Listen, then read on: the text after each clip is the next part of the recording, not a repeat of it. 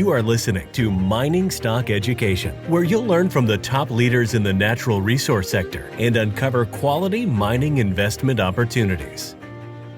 In today's show, you'll hear from Bob Hoye of chartsandmarkets.com, and pivotaldvice.com is his other website. He's a market commentator. He's actually a formerly trained geologist as well as a mining stock speculator.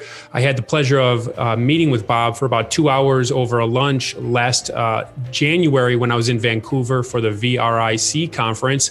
So I really appreciated getting to know Bob and do look highly regarding his insights of what's going on. So he's on the show today to talk to us about 2021. So Bob, welcome to the show.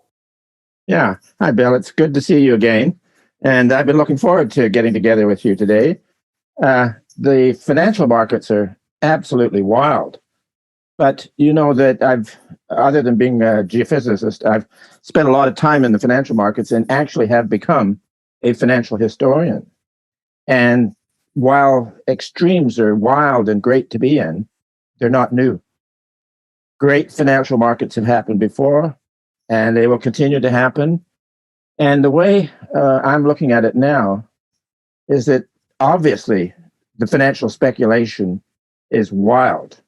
And we have our ChartWorks side, which does the charts, and so it's measurable. So we're going to back up to October, when that's the period where if something financially is going to go wrong, it will go wrong. But it didn't. So we said, okay, now it's oversold and the stock market's going to rally. And the next natural high would be in December or January. And the reason why we focused on that is that there have been some fabulous speculations conclude in the December-January window. Gold and silver, January 21st, 1980. The Japan Tokyo Nikkei party was sort of unique because the rest of the world wasn't bubbling the same way. That ended on the last trading day of December in 1989.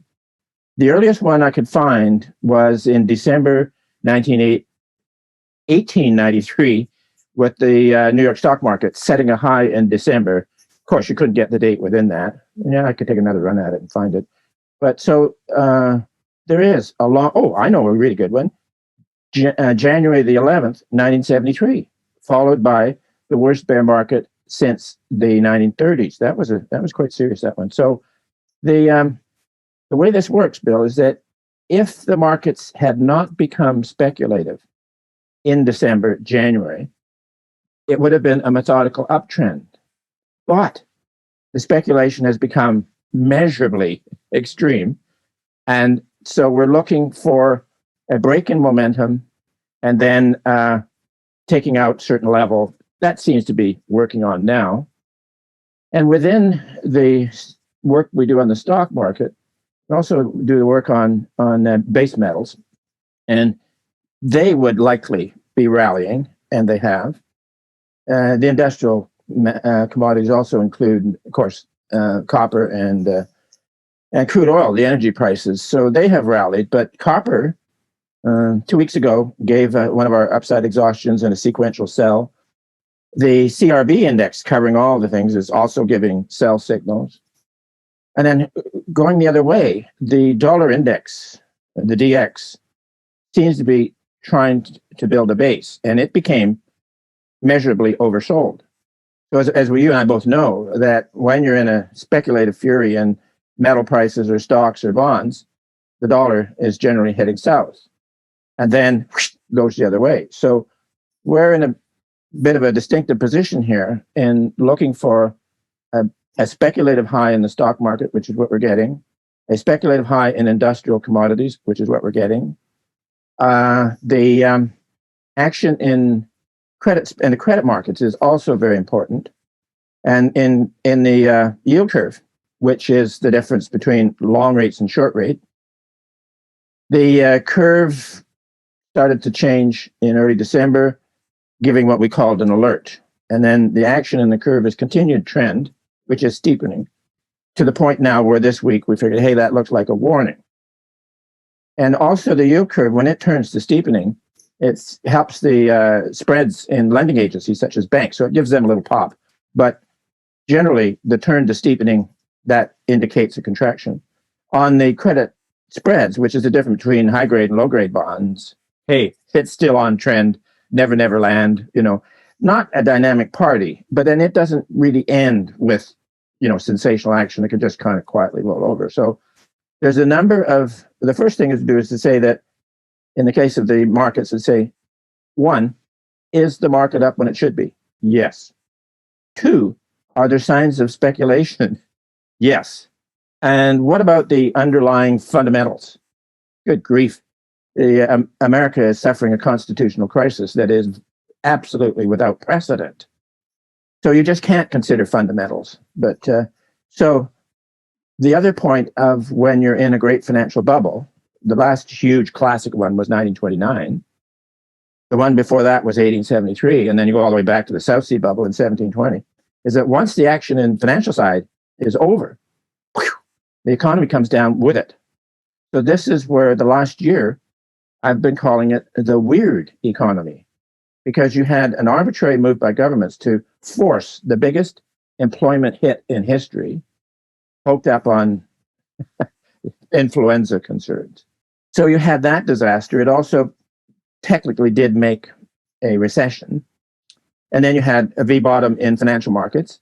It may have been there in the economy, but you've got the bizarre unemployment figures. But you've got boom things going on in residential housing, where people are leaving the deteriorating downtown cores of cities and heading out. So that involves buying a place where bids weren't too intense hitherto. It involves renovation, the whole thing. So you had lumber, you had copper, you had all this sort of stuff. But what if we are in a great financial bubble that is ending, in which case the economy goes down right away? Where do you put this in historical perspective? Because you are a financial historian. 2021 in historical perspective, what's the closest analog? 1929. Ouch. Except that, now here's one that is amazing. Now, there was a monstrous global commodity boom that blew out in 1920, crashed. Then out of that became the financial market, which ended in a great speculation. Now, from the month of the commodity high in 1920 to the month that the stock market peaked, which was September 29, 9 years and 7 months. Now, the last high in commodities was 2011, gold and silver to the moon, and that peaked, came down, so you had the hard hit, and then out of it came another phase of speculation in financial assets. And the January, possible peak, 9 years, 3 months. And prior to that, you had a commodity boom in 1864, the stock bubble 1873, and then going all the way back, the first one with the South Sea bubble 1720, the huge inflation and commodity boom was 1711. So it was the same pattern: commodity boom, crash; financial boom, crash; deflation. So I don't have the imagination to conclude that because you're having a Democrat administration and Congress, and we all know they're going to put an inflationist at the central bank, and they're just going to go wild in spending money and issuing credit and everything else, that may not hook up. The Fed needs speculators in order to get its portion of credit out. And we know that in 1929, the Fed was balls to the wall with lowering interest rates and putting credit out. It's not widely known that the head of the New York Fed in the crash in 1929 was buying bonds out of the market, injecting liquidity in, and he exceeded his authority by a factor of 6 times. And then in July of 1932, which was then the worst of the first part of that bear market, Barron's, the highly esteemed publication, had an editorial that effectively said that every anti-deflationary measure taken by the Federal Reserve System is seen not to work. And the anti-deflationary measure was buying bonds out of the market. So they'd been buying bonds out of the market from 1929 to 1932. And as Barron's editorialized, it didn't work.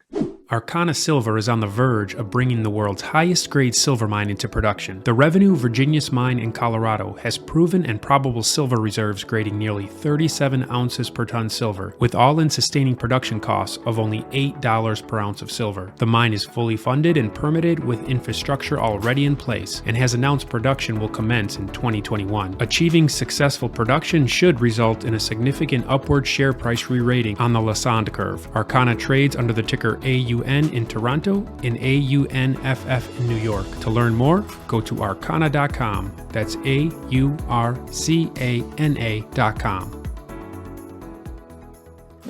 But gold miners performed well during that period, so...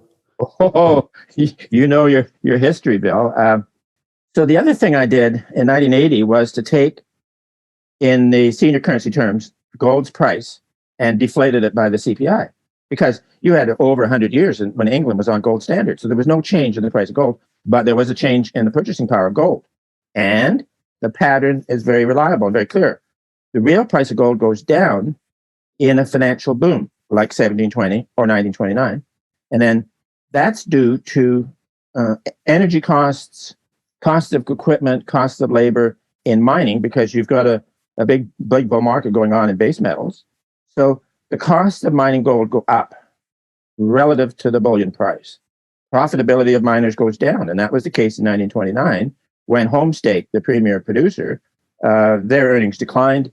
The stock was not a good performer in the bubble. It went up, and then in the crash, it got hit. So then if you go ahead to end of 1932, and it wasn't until March 1933 when Roosevelt started fooling around with the price, so gold's price was $20.67 an ounce, and so Homestake reported a loss in 1929. End of 32, their earnings were up something like 130%, and gold's price was $20.67 an ounce. It didn't change, and the stock was up equivalent. So end of 32, Homestake and all the other gold stocks were up, but the S&P was suffering. So on this bubble, the real price of gold peaked in 2011 with that boom, and then it came down. And gold stocks were a disaster and definitely underperformed the S&P. And then gold real price essentially bottomed and based in 2018. And that's when we had our buy on the sector, calling for a multi-year bull market because the real price would go up, enhancing profitability of the gold miners. And the other thing we noticed said that more than likely gold stocks would outperform the S&P. So to last August, and it was in July when we got all kinds of technical overboughts on the gold sector and advised people, both traders and investors, to take some money off the table. So that was peaking. But from 2018 to last summer, the GDXJ almost doubled the S&P rise. Outperformed? Sure, it was great. So we're in a corrective period for the gold mining stocks. And unfortunately, they will be vulnerable if the big market heads south. But that is what will be setting up the next advance in the gold's real price and profitability. So on the next leg up in a lengthy bull market for golds, it would be the same thing. I think that the gold sector will outperform the S&P, which then you get it ultimately into the case where more and more institutions are going to have to get into gold stocks because they want to be in an outperforming sector. So, Bob, how would you play that for 2021? Are you, Well, we're watching I'd be watching for a sell-off with a possible sell-off in the big market, but we have our technical tools that would, help us, find the point where one would begin to accumulate gold stocks. And then we would also, from seniors to middle and size producers to junior exploration stocks, depending on your inclinations. Myself, having been in mining exploration, I really like the exploration sector. And when you get onto a good one, boy, it can be fabulous. So we would have, one should, going into a next low in the sector, identify the stocks you want to buy, and particularly have a list of, say, 5 junior speculative ones. And if you got one in there that turns out it's really great, chances are you're going to get a rise anyways. But with an exploration stock on a discovery, you can have an extraordinary rise. So, Bob, do you see a greater opportunity this year in 2021 than speculators in junior mining stocks had in March of last year? Oh, yeah. That I was in some of them, and like Teuton here, 80 cents to 4.25 in just a few months. But that was even before the drilling started. And it was Eric Sprott and others. But at the time, and I know one of the key guys at Teuton, and we were talking about it. He knows our research. And I said, this isn't Teuton. This is a market phenomenon, which it was. And they've been drilling, they've been getting results, but the stock isn't responding to drill results. So in more of a classic bull market for gold and for gold stocks, I would say you can have a discovery of by junior that would start and move, and then I think you could have a bull market on an exploration play, maybe lasting for 10, 12 months, which would be fabulous. And then also, like one of the guys here at Haywood, who are a good investment mining house, is saying that really what the street needs is a major global discovery, and they will be out there. Geologists are always looking for them, and then sometimes you find one. And decades ago, Placer, the big gold company, they were outstanding in doing grassroots exploration. Absolutely, like they came up with a huge gold deposit at Papua New Guinea and stuff like that. But then it was like 40 years ago. But then what you've had since then is more and more highly qualified geologists, geological engineers, those kind of guys, have got into the public company side, the juniors, and with geological talent and management ability and financial advice, the real big grassroots exploration going on is being done by what we used to call juniors, which they always did anyways. I would also add that it was sad to see when Placer went, but they were not only good at doing their own huge exploration programs, but they were unbelievably good at doing a deal with a junior who had something coming along promising. And I don't know of anybody out there now like that. But with the market so understanding of exploration now, and so many brokerage firms and financial people understanding it as well, you get the right kind of discovery, it's going to be a terrific big play within the context of a bull market for the sector. So I think there were some moves earlier last year, like March, April, into July, that were just something like everybody buying them straight up and not related to the exploration play. So it's going to be more based on drill results over a period of time. And I'm looking forward to it. Bob, last question before you go. Since you are a formally trained geologist and you understand exploration firsthand, when you say a world-class discovery in the gold sector, what does that mean? 15 million ounces at 10 grams, like a gold rush? Or what type of deposit? Could you give us some of the profile of what you mean? That would be, yeah, that's huge. But also, it takes time to drill up that. Also, you get the ironical sense is that on a long drilling play, you keep adding up, and then more and more bigger brokers come into the thing, the mining analysts, and they start doing their calculations, and then they say, it's going to be a mine, or it is a mine, and here's the future cash flows and discounted present value and all that stuff. That usually is the top of the exploration play. And then what happens then, typically, is that the stock will give up it'll fall to 1/3 or a quarter of the exploration high. It's just the way it works, because you then, for a successful mine, you have to go through the development phase, and then you have to go through constructing the mine, and then you have to go through the startup. And some guys are going to wait for 2 quarters of startup to see how the results are going. So, the exploration side is where you get the big bang. And the moment everybody says it's a mine, exploration guys get out. It's the way it works. This is what, do you remember Briex back in 1996, which turned out to be a fake? In May and June of that year, the stock was flying, and that's in ours. I just wrote, hey, the street's saying it's a huge mine. Therefore, the exploration story is over, and it's going to go down. I didn't know it was a fraud at that time. Nobody did. Some did. So that was a classic. And then also with that, Bill, you had all the nearby. When you get a discovery going, other promoters come in and get ground nearby, and then they start promoting their stock. So that is what we're looking for, is a really classic market for juniors with some discoveries, and hopefully sometime a major discovery. And it makes money like you wouldn't believe. Yes, thank you, Bob. And I hope myself and my listeners can participate in some of the wealth that will be created if it plays out that way, which I hope it does. Your website, again, is pivotalitvice.com and chartsandmarkets.com. Is that correct? Or even Bob Hoye, BOBHOYE.com. So any way you can get in. So Thanks for coming on today's show, Bob. good. Thanks, Bill.